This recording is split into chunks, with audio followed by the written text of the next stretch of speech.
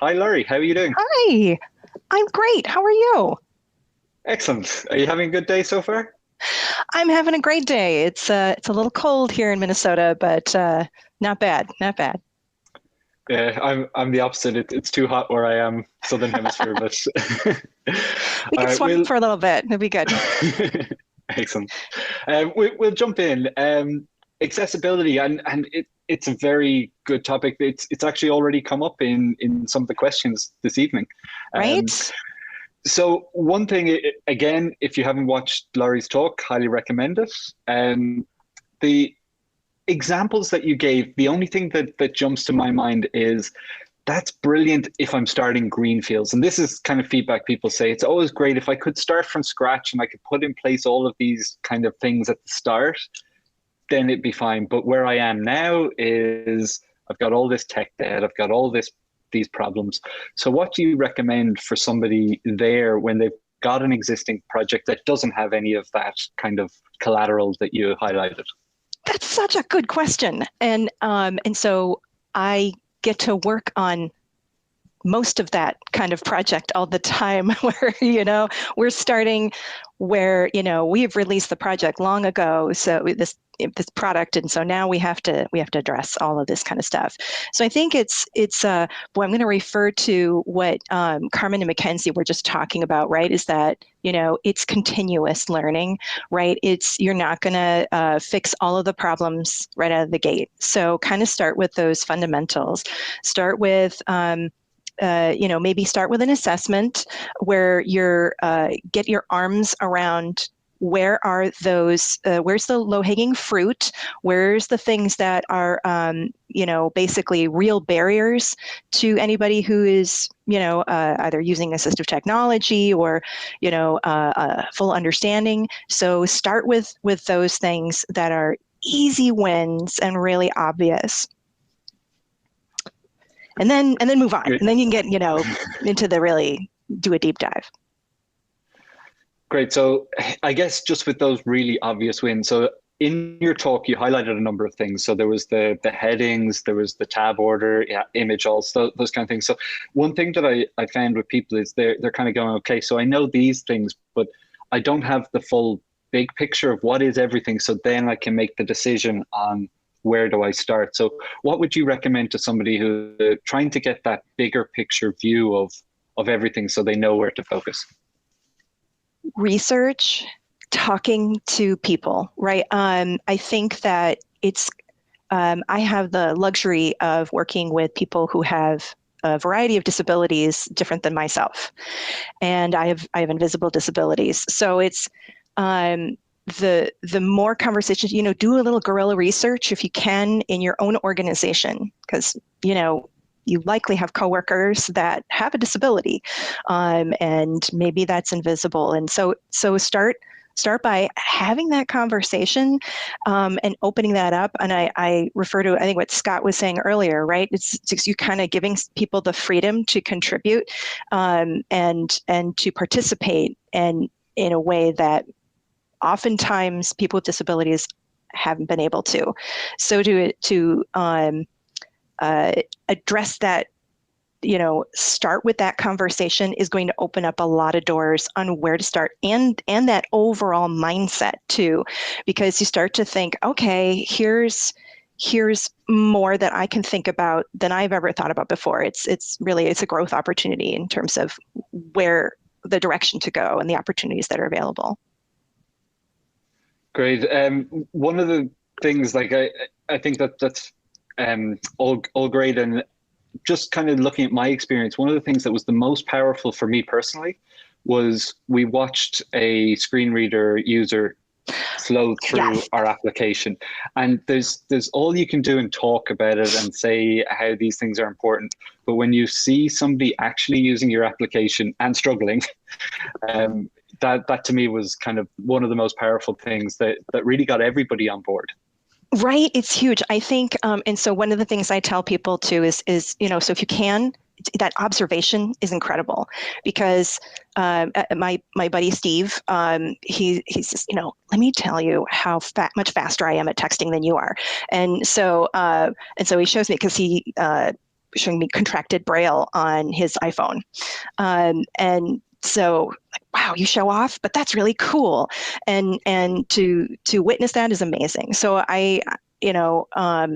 but it's hard for me to simulate, right? And it's hard for me to kind of observe that mental model that he has built over his entire life. So I figure, okay, use a keyboard.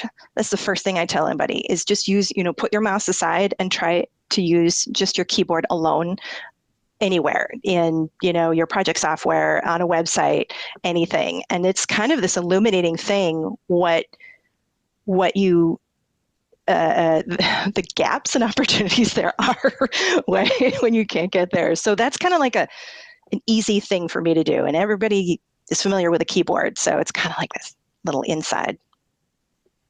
Yeah, that's a great tip. And I was testing out UXDX before this, and we need to do some keyboard improvements, focus rings. Right? There's always a place to get better. Yeah.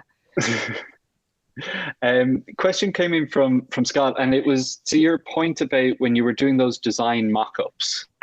So you were kind of showing, okay, here's the design, but then there's the kind of the annotations or the markup. So from a design system stance, where is the balance between design system documentation versus the mock-ups that you were kind of showing? And how do you scale that? Right? That's a huge, it's a huge issue to try and tackle, right? And so the more that you can get that accessibility annotation built into your design system, the better, right? Because, it's kind of why you have a design system in the first place, right? Is you want to be able to have a pattern. I think you're back on. So you want to repeat the same patterns, right? If I've got, an accordion and it's working this way and this is the behavior, I want to be able to use that consistently throughout all of my products, or at least this suite of products. And so if I've gone to the trouble to figure out how to make that accessible, then by all means, let's figure that out. And then empower me as a designer to know, what do I need to make sure I retain in my own designs from that design system, right? It's like, okay, so this is how, they have the arrow on the right, right? And so that makes sense to me. And this is the alt text that they're going to define for that. So if I can rebuild that and just leverage, drag it, drop it onto, my mockup, then all the better. But that's also, it takes some time. And yeah, I think color combinations was another big thing, right? Like here's good accessible color combinations, and here's the ones that are our favorites to use, because, maybe accessible, but it may not be on brand. So kind of supporting that and making it easier for me, so I don't have to think about these variables. I can think about the really important stuff. Excellent. I'm not sure if it cut out for everybody, but might ask you to give that example or the response you gave there on the Slack channel as well, because for me personally, it cut off a little bit halfway through, but sorry about that. And the last question is it's around convincing. Now, this is the age-old problem. It's okay. So the question that came up earlier, you find all of these accessibility issues, you present them to your manager, and then they get pushed to the side. So how do you manage that to make sure that there is focus on accessibility? So I think it's back to that, targeting what are the blockers. And asking questions,